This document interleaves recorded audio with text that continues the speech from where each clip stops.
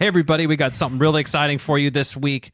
We're bringing to you our first in a 3-part series of a detailed, in-depth ÖTILLÖ, the Swimrun World Championship course preview. We're taking you from Sandhamn to Nämdö. Let's jump into it.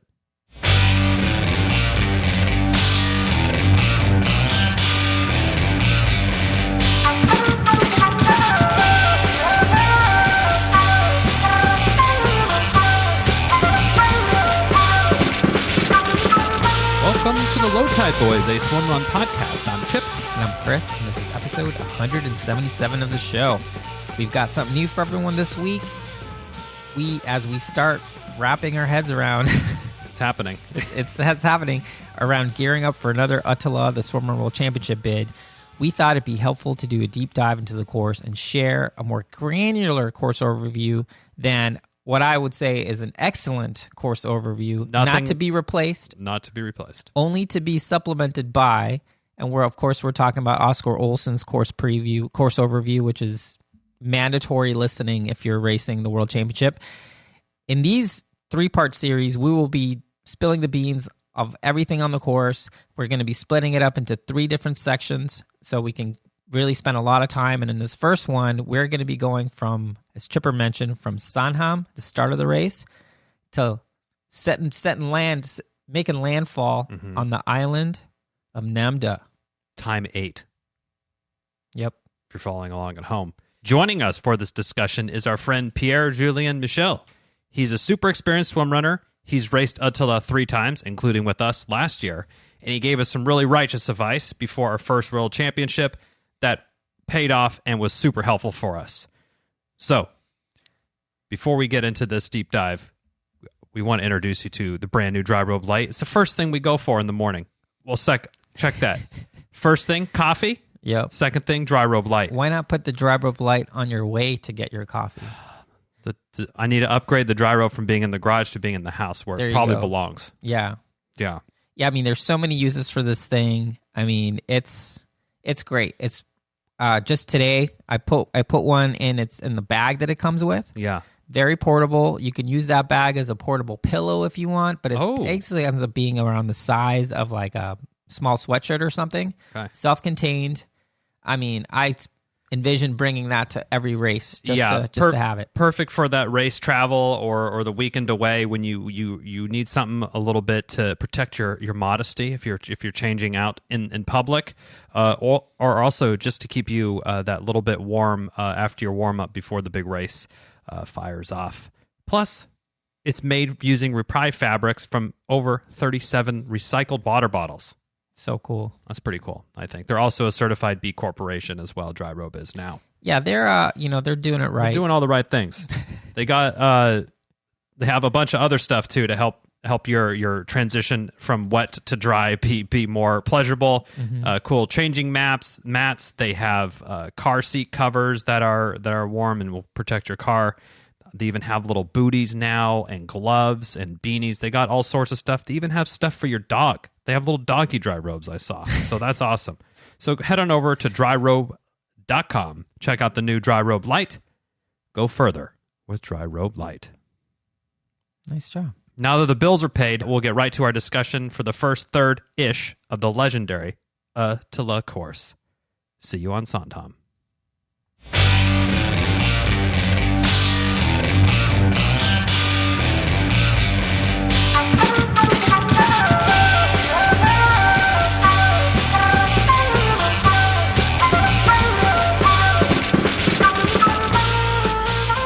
Joining us for this first part of our ÖTILLÖ, the Swimrun World Championship course strategy session, part 1. We're very excited to welcome to the show, friend of the pod, Pierre-Julien Michel. He's a super experienced swim runner and gave us some incredible advice last year as we were preparing for ÖTILLÖ. So we wanted to bring him on the show to share his expertise with all of you. Welcome to the show. Thanks, Chip. Thanks, Chris. I'm an experienced, you can say an old swimrunner. Yeah, you can say old, because I'm interested in swimrun since 2012. So it will be my 11th season this year. Amazing. Yeah. Some kind of you say experience. old, we say wise. And seasoned. and just to remind folks, so last year, we're training for the World Championship, and you sent us a DM talking about, it's like, hey, one thing, here's some advice for you guys, and that advice was so well taken, and we never forgot it when we saw you in person, gave you a big hug last year, And the advice was essentially, hey, you have to really pay attention to these first couple islands. They're super serious. And honestly, that was the genesis of our thought to do a 3-part show this year where we're breaking down the course very tactically. And we wanted you to be on as a way of saying thank you for giving us such great advice. And we wanted to share your wisdom with everyone else as well. So let's just get right into it. So the World Championship course, we have a ton of episodes on this, but in this part, we're going to be going from the start of the race until you hit land on Nämdö, which is essentially sort of the second big, quote unquote, big run of the race. But starting at the beginning, what do you think? This first run is pretty short, pretty straightforward. What are your thoughts on how to best sort of approach mentally? You get on Sandhamn, the race is about to start. A lot of energy. Just a lot of nerves. A lot of adrenaline pumping in your body. Yeah, for sure. And I think the first important thing for me is whatever the way you took to get on the starting line, on this starting line, you have to believe in yourself and in your teammate. You're strong. If you're here, you're strong. Yeah. You deserve it. And you have the capacity to reach your goal, whatever your goal is. So be sure of that. And like this, I think the fear of the unknown, of the face of all the people around you, this fear, I think you can go over and be more relaxed and don't be overstressed by all this mess. It's a solid day. It's a long day, for sure. Yeah. And I think we'll face some hard moments, for sure. But for me, the very specific and most difficult parts are the three first island at the beginning and the last 5 to 6 small islands at the end. These ones are very technical. I think this is a word that you will hear the most. Yeah. Yes. These drinking game are super technical, and you cannot find anywhere else a terrain like this to train and to be aware of. It's very specific. So you have to feel and keep in mind that on this moment, at the beginning, at the end, it will be hard for non-Swede people. Yeah. Okay. So you have to move on and to be more relaxed with it. The first island is friendly with the departure. A nice you will beach feel like to run out on. Yeah. Take that. You just have to because all the people are very happy to be here and very stressed. You have to watch for the roots on the gravel to be sure not to fall. You have to look after your teammates. But when you're on the beach, after looking at the stroboscope out there and say, "What the fuck? It is so far." Yes. No, you can. There is a mistake. So you have to get in the water as quick as you can. Take your feet or make your way, and reach the first island. That's all. Yeah. Very simple thought. Yeah. Okay. And that it's cold. The first swim is cold, and you will feel the cold. When you get out of the water, you will be cold. Maybe not the only time you will be cold in the day, to be honest. But this, you will feel it very, very accurate by exiting on the first shore. And this one for exiting on the first shore is very slippery. Yeah, so PJ, a lot of people. let me pause you there. So it seems like so tactically speaking, just get through that first run, take care of your partner, manage your anxiety levels on that swim. Would you say, regardless of how burly or how climate adapted you might be to cold water, do you think a swim like that makes sense to just have your arm warmers on just to make sure you're starting the day? It's a super long swim. It's about a mile, 1,600 meters. What would you say that's just like good tactics? It's like, hey, just make sure aren't getting super, super cold on that first swim. Mm-hmm. You get super cold, and there is no way to push very hard at this moment. That's a great call out. Yeah, the islands are prohibitive. You can't get the energy up in the legs to sort of reheat your body. So that's a really, really good call out. You don't want to start off on a cold deficit having to, a very long day in front of you, but also now your body is not only trying to power you through that, but also re-warm you back up. That's asking a lot in the beginning of the day. Yeah. So the generic advice is whenever you are cold, you have to move. And move quickly. Don't step there. Don't take your time. You have to move. The movement is the only way to wake up your body after exiting this water and to try to recover some energy and some warmth. So move as quick as you can. What is your approach for these? Like we mentioned, that first exit is rather slick and slippery. Sometimes you kind of go up there like a seal, jumping on the dock, kind of just like slide up and crawl up. Do you have any techniques or things that you're looking for the exit, or just get out? No, the Spiderman technique. Use your hands, use your knees. And when you feel you can go up, get some traction, push, and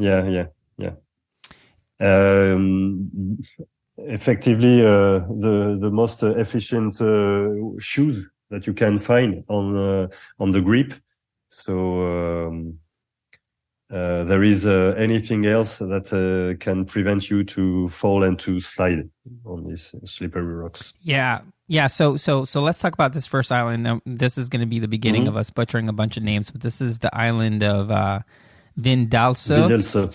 And Vindalso, again, when you told us, it's like, hey, there's no way you train for anything like this. These first two islands are ridiculous, and they really were. And it seems like, the pros, they can run and they're just bounding like they're a different breed. Yeah, they're just running through all this stuff. But by the time you and us are getting out of the water, there's already been a bunch of people gone through. The rocks are slippery. There's a lot of water dripping off of wetsuits, and yeah, I mean it's hard to overstate kind of just how treacherous it is from a footing perspective, and from just like the overall just randomness of it. Yeah. I mean, to try to explain it to people, how would I know you've said this, like you can't find this anywhere else, but how would you explain this island and just like how weird it is compared to anything else that you can swim run on? You have some large rocks, almost always with moisture or with water, even if the weather is dry. And you think you can go on your normal pace like this, but it's treacherous. You can slide every time.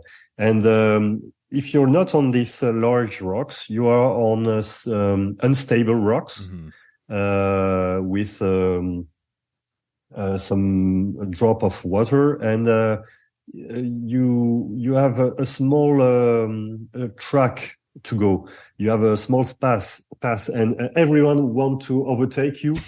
So it's kind of mayhem, and you got to stay calm.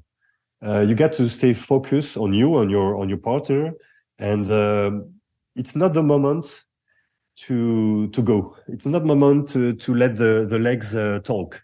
You have to stay very, very sharp and focus on what you do. It's too early in your morning to take any kind of risk. I think that approach is very, very well heard, and that's exactly what Chris and I tried to execute on when we went. And we thought we were going to approach it very conservatively, and then we got there, we're like, oh, now we really understand how and why, and it's literally like, we're on one rock that's wobbly, let me try to jump to this other rock, and then maybe jump on this rock and kind of do some skipping on the. It's just really, like you said, treacherous. I even think we mentioned your name when we were like, oh, he was right. You know, he wasn't joking. PJ was right. This is crazy. So I think the tactical advice there, you're not going to win the race. I mean, we're not winning the race anyway, but no one's winning the race there unless you are first out of the water. But you can certainly lose the race by slipping, for sure. You know, breaking something. Who knows? But that first island, I mean, it's pretty short, so it definitely gives you a sense of what's going on. I mean, it's only 750 meters, not very long, and then you go into a short swim, which I don't remember it being very technical. Seemed pretty straightforward. And then when you get out of that swim, they give you some water, which was nice. I really appreciating that water. But the next run is essentially on what is it? Skarprunmere. Skarprunmere, yeah. And describe that run for us.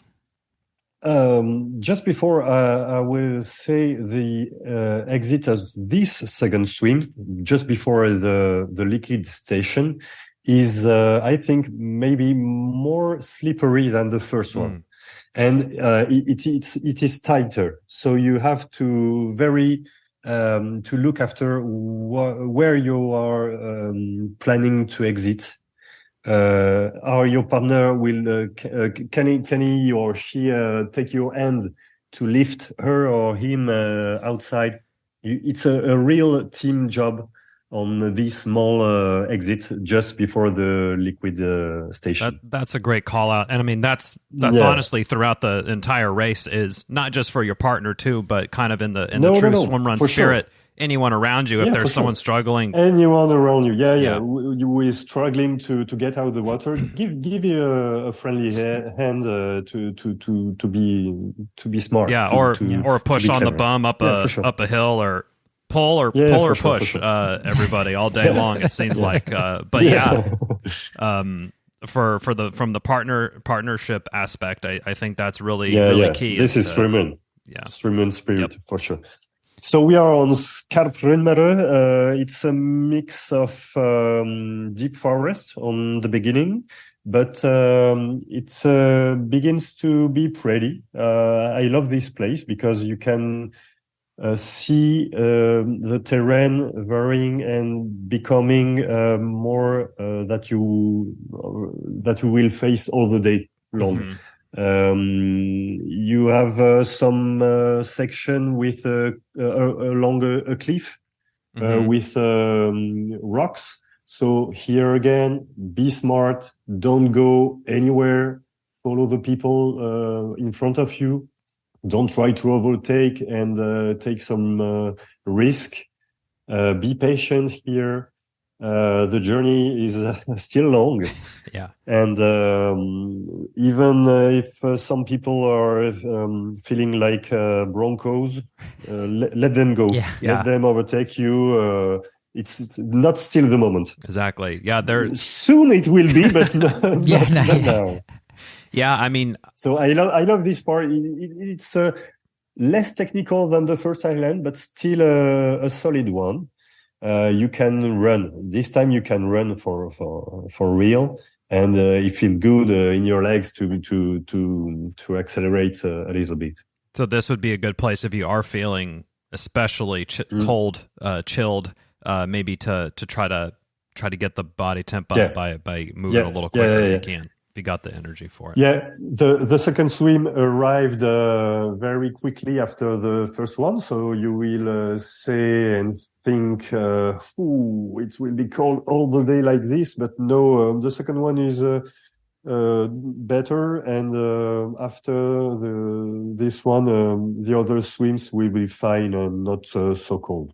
I think so. Yeah. Mm-hmm. Yeah. Yep. So you entering after Skarprunmere a small swim with a sandy beach on the exit with a a small depth of water. So at the end, you can walk by lifting your knees up. And you have just a small island with sand at the beginning and rocks at the end, which is 200 meters only. So I recommend you to keep your stuff, your goggles, your paddle, and your pool buoy ready for the entrance in the water on the other side of the island, because it is too short to lose some time. Mm-hmm. And there is nothing special, not technical at all. So a small moment. Yeah. I mean, it's still special in our hearts, just not special in the sense that requires any additional tactics. Yeah. And then that takes you to essentially like the one of the longest runs of the day, which is the Run Mura. The first one, yeah. Which is great, right? Because that's really the one where you're in the groove, you've done some transitions. I know for us, it felt like, I mean, our sort of our spirits were already super high, but that just being able to run down the road without really, when you could almost like check off mentally a little bit and not worry about where you're putting every single step. You could just check in with your partner and just kind of run down the road. I found that to be kind of almost like an energy station in and of itself. Yeah. And our approach definitely, as well as kind of what we talked about, be safe, make it through these first couple islands, and when you get to Run Mura, it's like, whew, like, okay, we made it past the treachery. Let's now we can open the legs up a little bit and kind of get moving and get on with the race. Sort of is our approach that we have. And from my point of view, because at this time I am already with the team that I will follow all the day long. Okay, when you see the same people all your day long, so. At this time, I know already which team I will face. So just during this swim, it's the last time you can see all the boats and all the cheering people that are with you. And entering a Run Mura, you feel a bit alone, but alone with yourself and your partner. So I love this moment because the race is beginning now. You can run at your solid pace, and you will face a short moment of solitude for just, I think, 20 minutes or half an hour. You will be two teams in front of you and just your partner and you. Mm-hmm. And I love this moment because it's some kind of first bilan. Like bonding experience, sort of? Yeah. And after these quiet moments, you arrive on the first energy station where there is a warm cheering of everyone, good vibes, the TV broadcast on. So it's a good moment. Yeah, there. That's time 4. It's about for the majority of people, it's about 2 hours of racing time here. So I love to make this part when I'm training. Let's say on the last month, I love to make this first 2 hours bunch of running and swimming on the training.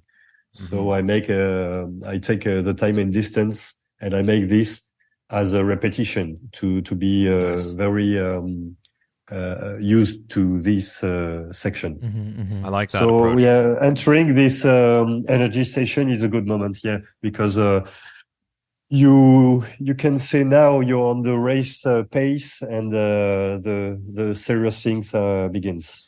Yeah, and about 2 hours of racing, you want to make sure you're obviously taking in energy there. So your liquids and food as well. You still have 10 hours ahead of you, so you got to have enough fuel in that body. So make sure you're not underdoing your fueling. Yeah, for sure. Because on the generic advices is to plan your nutrition and liquid strategy well along, and to mark it on your paddle to be sure to don't make any mistake. Because when you're on the race with everything happening around you, you be able to miss an energy station, or to forget to drink or eat or anything like this. So be smart, prepare your nutrition plan well in advance, mark it on your paddle with your time and distance, with a proper science to be sure and to be okay with your nutrition and the liquid. Very, very important, of course, to be fully reload all day long, for sure. Yeah. So that run total is about 8.7 kilometers. Yeah. On gravel road, small up and down hill, nothing tricky. And then you enter the forest with a big route. So again, look at your steps. You have, I recommend to cap down your suit entering this long run on Rundmatter, because you have 2-3 long runs, and I think on the 3, sorry, and I think on these 3 you have to cap down whatever the temperature is, and whatever you're feeling about the temperature, cap down on these 3 long runs. So entering the forest at the end of Rundmatter, when you have a power line on upon you, upon your head, you will see a power line. Sorry.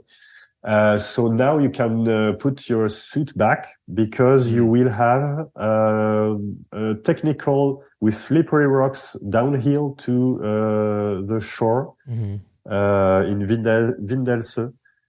So be prepared to this and put your suit back before arriving on the shore. Great tip. Yeah, Great that's really well taken. And I think that's one thing. And I can't remember. I think it might have been Oscar who was like, "Hey, when you get off the gravel road, that's a good time to cab up, because it's maybe a little bit early, because you have I think 2K, which is 1.4 miles for you, of running in the forest. So I think it's a bit too early to cab up again the suit.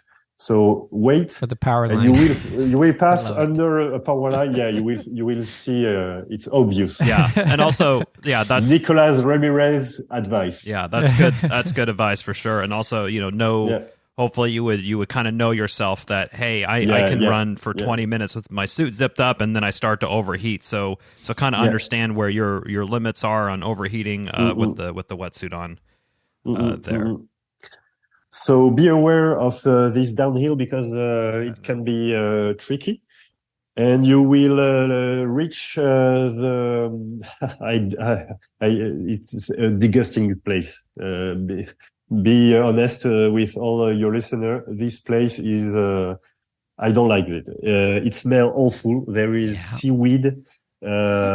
Not a great place to be. Yeah, this is the only place that the owner of the field doesn't let the ÖTILLÖ manage course passing through. So we have to take this swim. But it's not a good place. There is a lot of mud. Yes. Almost clay that keeps your shoes. It's the poop swim. It's the poop swim, and it's the least talked about swim in all of Swimrun. And hey, you know what? People need to be aware that this is the poop swim, and maybe try some heads up swimming. That's what I did. Try to keep your head out of the water. Try to keep your head up a little bit. Maybe consider this. Yeah, you can. And there is some boats with anchor lines, so you have to give a look in advance to be sure where to go and where to. You can definitely kind of see clean water, like cleaner water, I should say, not clean, cleaner water, and sort of where the other stuff is, and you can navigate your way around that. Pretty much everyone's kind of doing that. We didn't see anyone just charging right through the poop swim, but getting in and out, it was not great. But hey, being prepared is important. So just know it's coming and just try to get through it. That might be your fastest swim of the day, maybe, just to get it over with. Motivated, highly motivated in the poop swim as soon as possible. The poop swim. After that, we are landing on Risolo, I think. Let me check that. Yeah, it's about a K. Risolo, and it's a technical one. You go up, and this with a single track, big rocks. It's a technical one. And when you're entering the water to the stretch to Munke, I recommend you to aim more right than you think. You have to aim to the very large right of the rocks, because otherwise you will find the rocks on your way and with a low depth, and you will be stuck here. So aim right, go further right than you thought when you're on the shore, because after that you will have a left turn and you will entering a small and gentle bay with sand. But it's not a straight one. This one is more a curved one. So aim on the right and you will be on the right way, on the right track. Cool. Yeah, and that takes you to Munko, which is there's an energy station there, which is important. It's also timing there.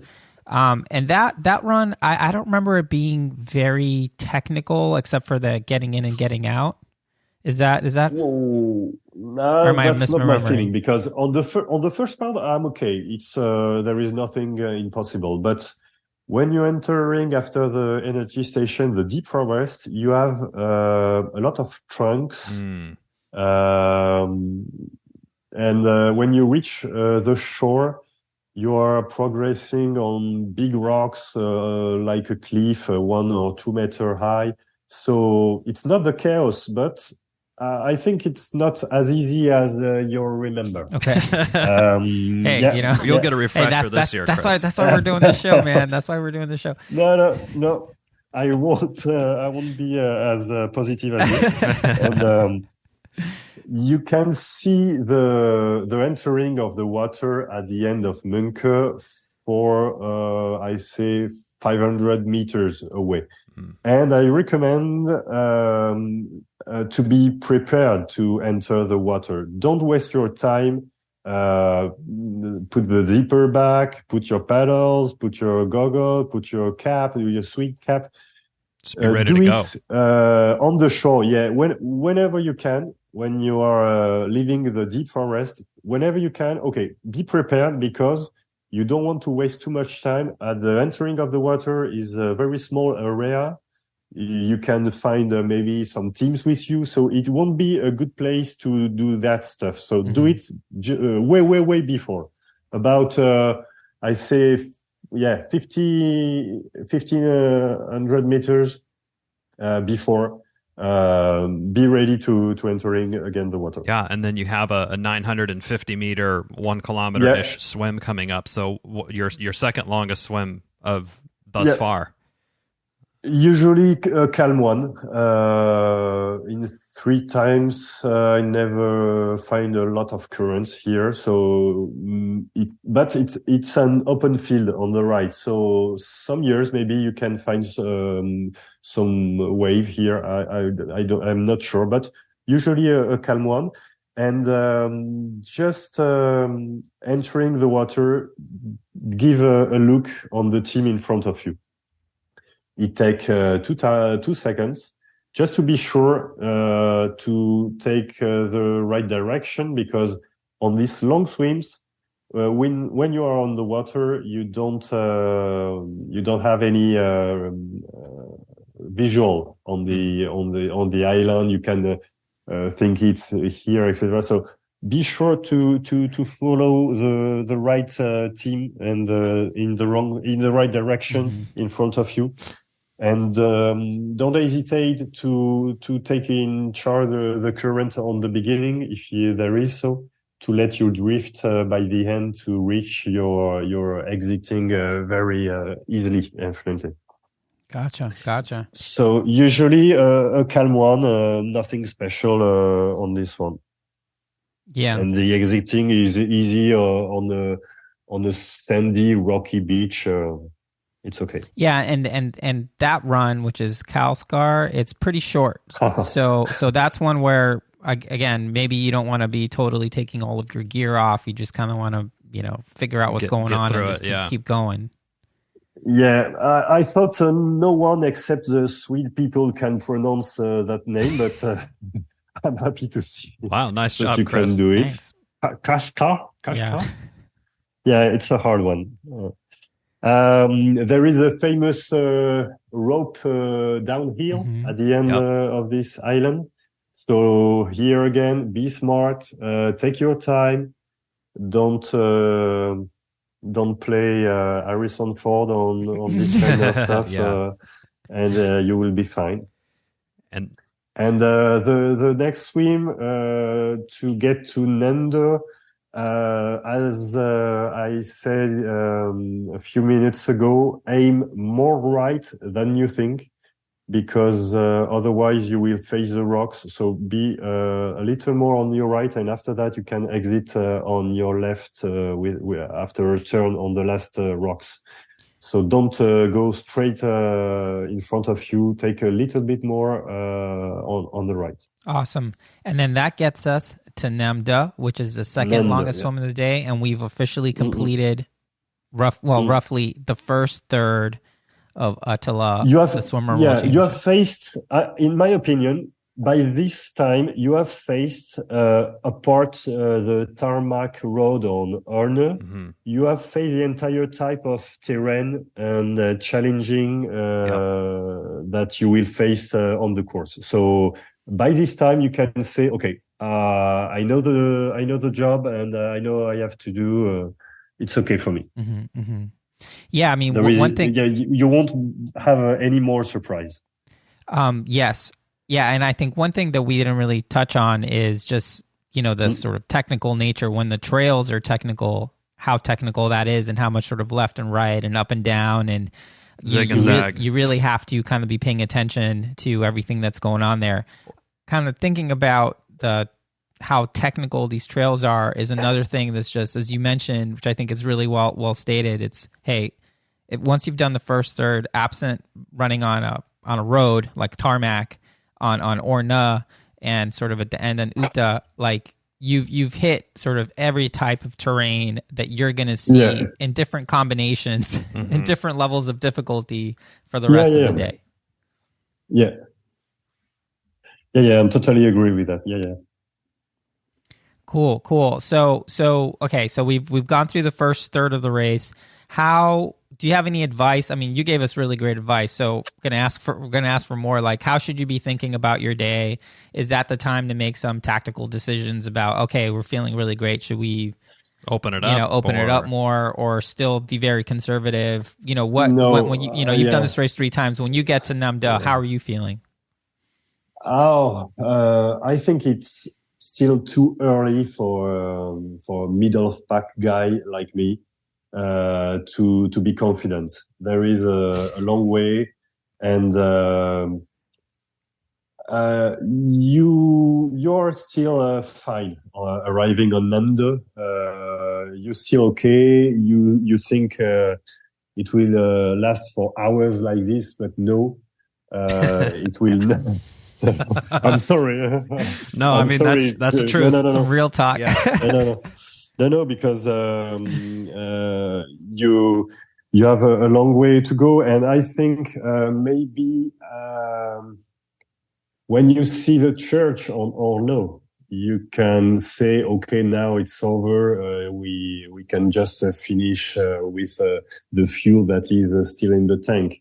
But no. The middle part, the part from Nämdö to Örne, I think it's the clue. The very hard time is there, and keeps always a gear more to be sure to have the level of energy and intensity to get to the finish line. That's what my coach used to always say. Keep it in your pants was the expression that he would use. Yeah. Well, Pierre-Julien, this has been super helpful. Thank you so much for spending the time to walk us through this first third of the World Championship course.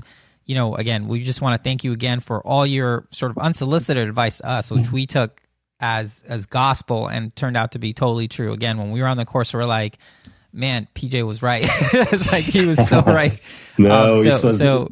So thank you for everything that you do for the sport of swimrun, helping and growing it in France, being part of Team Envol, like really just really appreciate you taking the time to join us to talk tactics it was on a this pleasure. first third of the course. Yeah, it was a pleasure. And if I can leave you with a sentence that I used to repeat as a mantra when I was practicing and racing, it's when it's hard, don't worry, it will not last. And when you feel easy and comfortable, sorry, but it will not last neither. That's a great one to end on. Enjoy the experience. Absolutely. It's only one day during a year, or maybe sometimes in your life. It's just one day. So enjoy everything. Don't let anything beside you. Take all that you can to be at your right place at the right moment. Enjoy, smile, and enjoy. I couldn't have said it better ourselves. Very good. Thank you. Thanks to you. Thanks to you, Awesome. guys. Good job as usual. Oh, thanks. Thanks. Will we see you out there this year again? Yeah, for sure. Oh my gosh, can't wait. Cannot wait. For sure. Yeah, for sure. We'll see you in September then. Yeah, with pleasure. Thanks. All right. Thank you so much. Bye-bye, guys. Thanks. Bye. Bye. Bye. Well, that's it for this week's episode. Thanks so much for listening to the show. Make sure to subscribe wherever you listen to podcasts and leave a review, since that's the best way to help other people discover the show and the sport of swim run. Sign up for our newsletter at lowtideboys.com. That's boys with a Z. And check out our meme page at the Low Tide Boys on Instagram. If you have any suggestions for the show or questions for us, send us a DM or an email at lowtideboys@gmail.com. We'd like to thank Riding Easy Records for our show music, and of course our wives for their support and tolerance of all our swim run activities, podcast, and other stuff. Yeah, other stuff. Way to keep it PG. Finally, you can support our efforts on Patreon. Until next time, get out there and go for a swim. Go for a run, Then another swim. then another run, And then another swim. and then another run. And then just keep going until you're done. So you're done. Or maybe can't And then stop. stop.